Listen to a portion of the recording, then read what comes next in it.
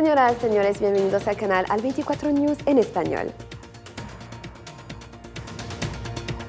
En la actualidad de este domingo, el presidente argelino anuncia en una llamada telefónica con su homólogo francés Emmanuel Macron su próxima visita al Liceo en junio próximo.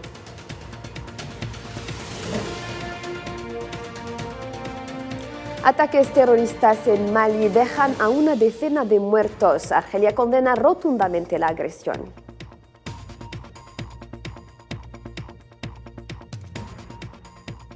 Brasil y Portugal celebran acuerdos después de 7 años de distanciación.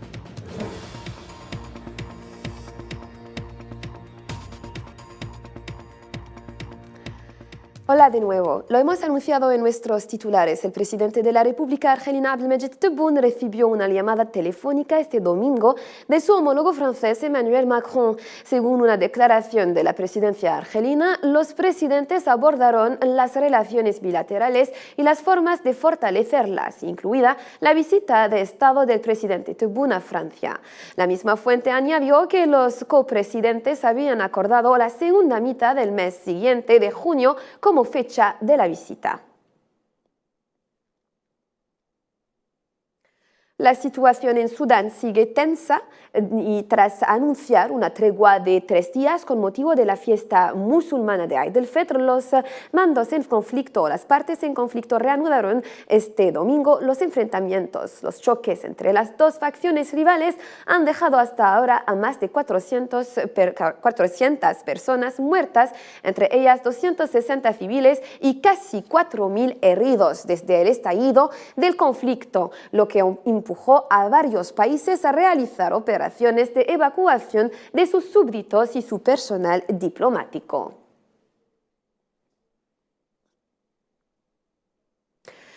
Siempre en Sudán, tras la violación de la tregua de 3 días entre los dos beligerantes, decenas de países iniciaron el proceso de evacuación de sus súbditos atrapados en Sudán desde el estallido del conflicto. Belkacem Faida Ishawish.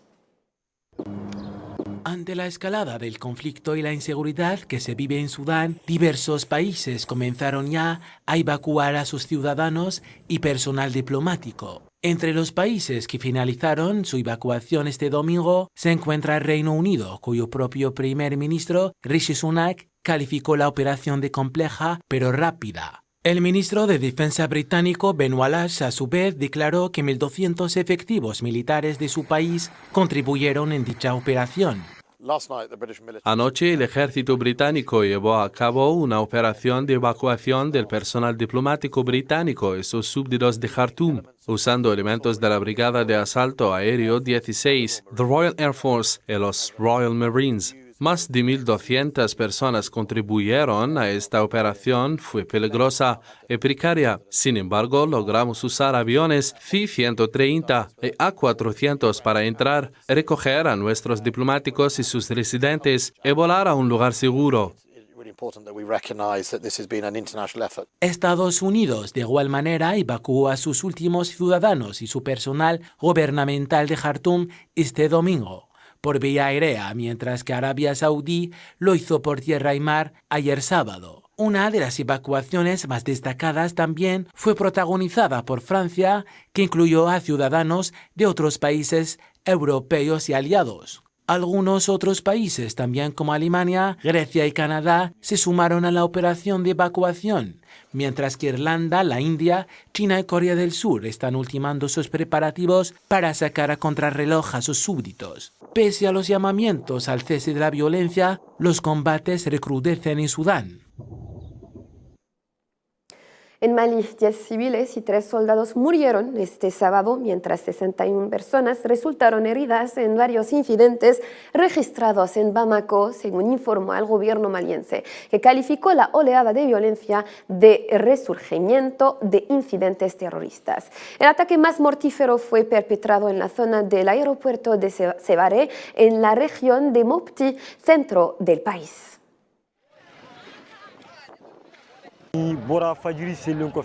Oímos ruidos después de la oración, alrededor de las 5:30 de la mañana.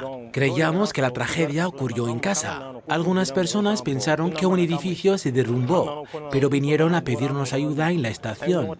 Fuimos al campamento para informar al comandante. También alertamos a la Protección Civil alrededor de las 6 de la mañana. Las autoridades vinieron y juntos sacamos a los heridos y muertos. Fue muy difícil. Y llamados a aportar ayudas y donar sangre han sido hechos por la comunidad. Como líderes de la comunidad decidimos venir primero a donar sangre.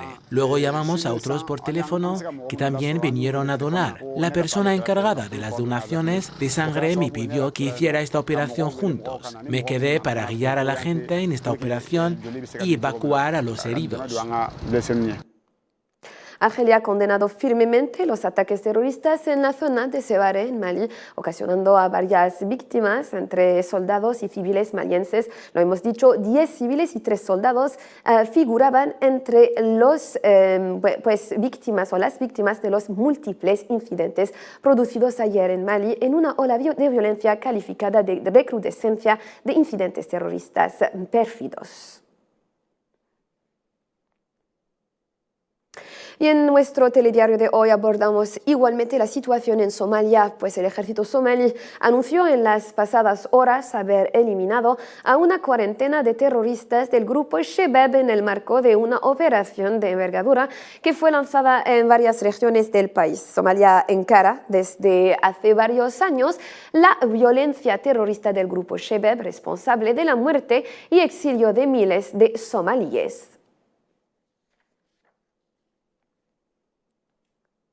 En lo referente a la guerra en Ucrania, al menos 5 misiles rusos impactaron a última hora del sábado en la ciudad de Kharkov, en el este de Ucrania, y en los distritos circundantes, causando algunos daños en edificios civiles, según informaron las autoridades locales.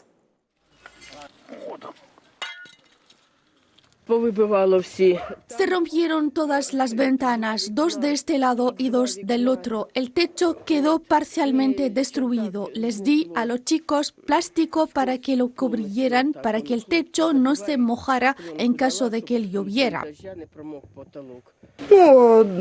La casa ha sido dañada, la valla ha desaparecido, las ventanas de los coches han desaparecido. Echen un vistazo.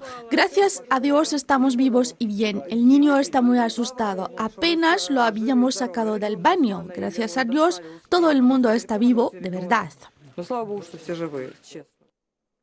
En lo referente a Rusia, ahora el ministro de Exteriores Sergei Lavrov ha criticado este domingo la decisión de las autoridades de Estados Unidos de negar los visados al grupo de periodistas que debía acompañar a la delegación diplomática rusa al Consejo de Seguridad de la ONU y ha señalado que la parte rusa no lo olvidará. Nosotros, los diplomáticos rusos, también tendremos que trabajar para ustedes. Tendremos que ser más enérgicos a la hora de hacer llegar la verdad a la comunidad mundial. Intentad seguir lo que haremos a través de nuestros canales y difundir la verdad. Un país que pretende ser el más inteligente, el más fuerte, el más libre, el más justo, más se ha acobardado. Más e incluso ha hecho algo estúpido y ha demostrado lo que valen realmente las declaraciones y promesas de proteger la libertad de expresión, el acceso a la información. En el resto de la actualidad de hoy, el presidente brasileño Luis Inácio Lula da Silva se encuentra desde el viernes en Portugal, antigua potencia colonial que Brasil considera un interlocutor privilegiado, en una mini gira que lo llevará también a España. Prim Lapris. El ícono de la izquierda latinoamericana prometió volver a poner a su país en el centro de la geopolítica global después del relativo aislamiento bajo el mandato de su predecesor de extrema derecha, Jair Bolsonaro. Quería decirles lo feliz que estoy. Brasil pasó casi 6 años, especialmente en los últimos 4, aislado del mundo. Teníamos un gobierno que no viajaba porque nadie quería recibirlo y que no recibía a nadie porque nadie quería visitarlo. Así que Brasil estaba aislado. Tal vez fuera el país más rechazado de la tierra porque nadie quería darle la bienvenida. El presidente Luis Ignacio Lula da Silva participó en una cumbre luso-brasileña junto al primer ministro portugués António Costa. Lula da Silva habló sobre la importancia de la relación con Portugal y la expectativa por la conclusión del acuerdo entre el Mercosur y la Unión Europea. Eu quero, primeiro-ministro, que saiba o seguinte. ¿Cómo se explica a un país que no reconoce la importancia de Portugal, no por su tamaño de población, sino por su importancia histórica y geográfica? Porque desde aquí, desde Portugal, podemos penetrar más fácilmente en el continente europeo. Todo el mundo sabe eso.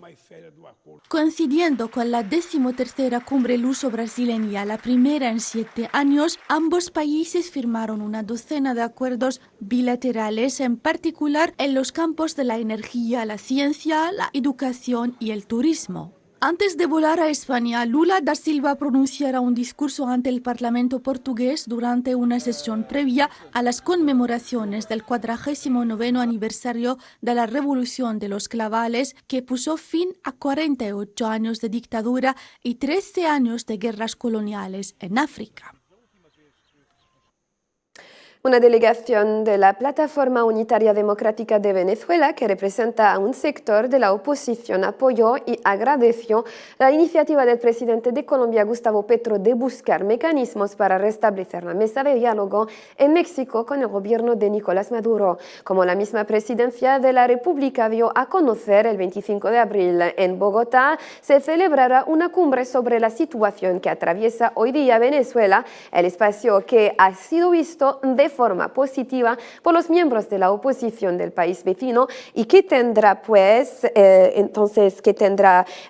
miembros de la oposición, presencia de al menos 20 países y buscará una salida democrática a la crisis política que viene atravesando el país latino desde hace varios años.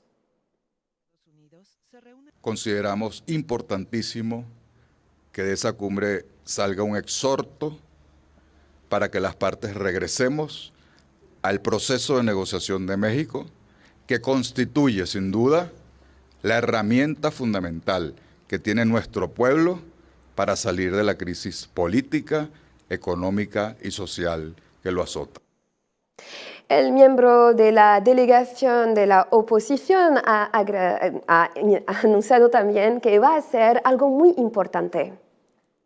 Venezuela requiere soluciones temporales rápidas, es decir, que no puede seguir difiriéndose los procesos. Esta delegación nunca, desde que firmamos el memorándum de entendimiento, ha suspendido o se ha levantado de la mesa de negociación.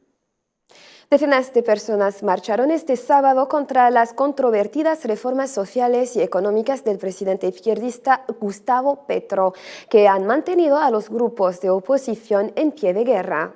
Los proyectos de ley buscan reducir la jornada laboral de 48 a 42 horas, garantizar un ingreso mensual básico para los colombianos sin pensiones y establecer un organismo gubernamental para centralizar los pagos a clínicas y hospitales, entre otros, lo que los manifestantes rechazan rotundamente. Las reformas son pésimas. Esa reforma a la salud es pésima porque es retroceder muchísimos años atrás a lo que está realmente funcionando en Colombia. 30 años de retroceso en el tema de la salud. Si nos dejamos quitar las EPS, esto se va al abismo.